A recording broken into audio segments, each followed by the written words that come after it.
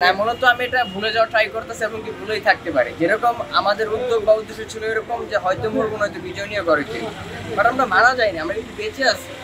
যত দেশের জন্য আমরা হাত দিয়ে হলেও স্বাধীনতা আনতে পারছি, সেই ক্ষেত্রে আমি এটা নিয়ে প্রাউড ফিল মনে করি, গর্ব মনে করি যে হ্যাঁ আমি দেশের জন্য কিছু করতে পারছি, স্বাধীনতা আনতে পারছি। এখন আমি আমার এই কষ্টটা ভুলে যাওয়ার ট্রাই করতেছি, ইনশাল্লাহ নেক্সট টাইম ভুলে যাবো।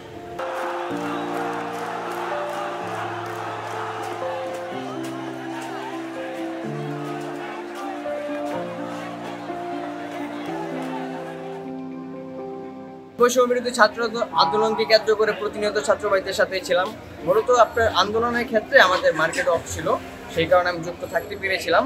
আর নিজেরও একটা ইচ্ছে ছিল হ্যাঁ যে আমার ভাইদের পাশে থাকবো, ওদের সাথে নির্মম যেরকম অত্যাচারটা হচ্ছে, ওদের সাথে যেরকমটা হচ্ছে এটা হওয়া ঠিক না।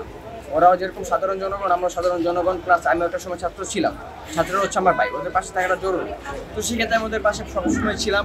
প্লাস হচ্ছে চিটাগনি, রাওয়ার বুলেট, টিএসএল কেস, টাউন গেনেট, এগুলো সম্মুখীন অনেকবার হয়েছি, হওয়ার পরও আবার গেছি। তারপর হচ্ছে 5 তারিখ 5 আগস্ট 36 জুলাই ওই দিনও যুক্ত ছিলাম, আপনার হচ্ছে 11টা থেকে। তো ওই দিনে অনেক গোলাগুলি হচ্ছিল, অনেক ভাই আহত হচ্ছিল, অনেক ভাই নিহত হচ্ছিল।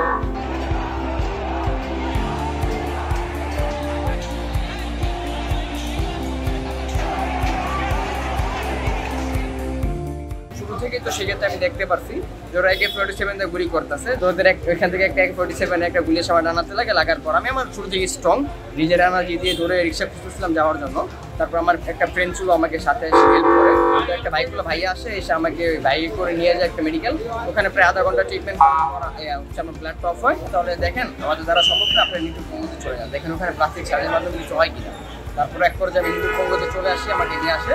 আসার পর ওরা আমার হাতে ছুরিতে আঘাত করে বলতেছে যে আপনার কাছে কি কোনো কিছু অনুভব হচ্ছে, যে আপনি কোনো ব্যথা পাচ্ছেন কিনা। তারপর আমি রিপ্লাই করলাম যে না, আমার কাছে কোনো কিছু অনুভব হচ্ছে না, যে আমি কোনো ব্যথা পাচ্ছি। তারপর ওরা আমার আপামত বলতে তাহলে হাতটা কাটতেই হবে। 7 তারিখ রাত 12টার দিকে আমার অপারেশন থিয়েটার রুমে নিয়ে যাওয়ার পর আমার হাতটা কাটাবো। তো মূলত হাত কাটাতে আমার একটা সময় হয়তো ফার্স্ট কয়েকদিন অনুভব হয়েছে যে আমার একটা হাত নাই, কষ্ট ফিল হয়েছে। তারপর আবার নিজেকে স্ট্রং করলাম যে আমি তো দেশের জন্য লড়াই করছি। আমার তো প্রতিজ্ঞা ছিল এরকম যে হয়তো মরবো নয়তো বিজয় নিয়ে গড়ে ফিরবো, বাট আমি বিজয় আনতে পারছি, আমি কিন্তু মারা যাই না, আমি বেঁচে আসছি। এখন নিজেকে নিয়ে অবশ্যই প্রার্থনা করতেছি যে আমি দেশের জন্য কিছু করতে পারছি। একটা হাত চলে যাওয়াতে আমি কখনো মনে করতেছি না বর্তমান অবস্থা, ইনশাল্লাহ পরিবর্তন করবো। না, জীবনের শখ বলতে ফার্স্ট শখ ছিল হচ্ছে বাইরে যাওয়ার কাগজপত্র হচ্ছিল, কিন্তু সেটা তো এখন হবে না। যত সাধারণ মানুষের মতো আমি না, এখন আমার সোসাইটি চেঞ্জ হয়ে গেছে, এখন আমার চিন্তা ভাবনাও চেঞ্জ করতে হবে। আর হচ্ছে যে আমার ফটোগ্রাফি করা খুব মানে খুবই একটা দিক ছিল। আমি প্রতিনিয়ত এমন একটা ইচ্ছা ছিল যে আমি প্রতিদিন ফটোগ্রাফি করতে আর এরকম শখ ছিল।